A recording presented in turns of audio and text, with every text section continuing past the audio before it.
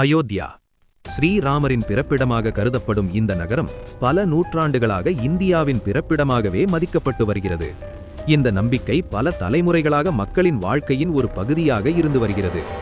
16ஆம் நூற்றாண்டில் முகலாயர் ஆட்சிக் காலத்தில் அயோத்தியாவில் ஸ்ரீராமரின் பிறப்பிடமாக நம்பப்படும் இடத்தில் பாபர் மசூதி கட்டப்பட்டது.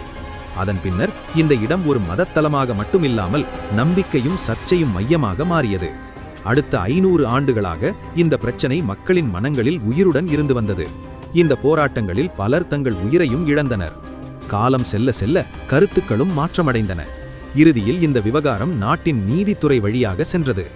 நீண்டகால விசாரணை, ஆதாரங்களின் ஆய்வு மற்றும் அரசியலமைப்பு சட்ட நடைமுறைகளுக்கு பிறகு நீதிமன்றம் தனது தீர்ப்பை வழங்கியது. அந்த தீர்ப்புக்கு பிறகு அயோத்தியில் ராமர் கோவில் கட்டுவதற்கான பாதை திறந்தது.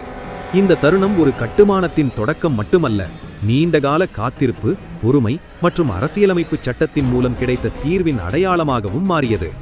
இன்று அயோத்தியா தனது வரலாற்றின் ஒரு புதிய அத்தியாயத்திற்கு சாட்சியாக நிற்கிறது. இதைப் போல மேலும் வீடியோக்களை பார்க்க மறக்காமல் காலத்தின் குரல் சேனலை ஃபாலோ செய்யுங்கள்.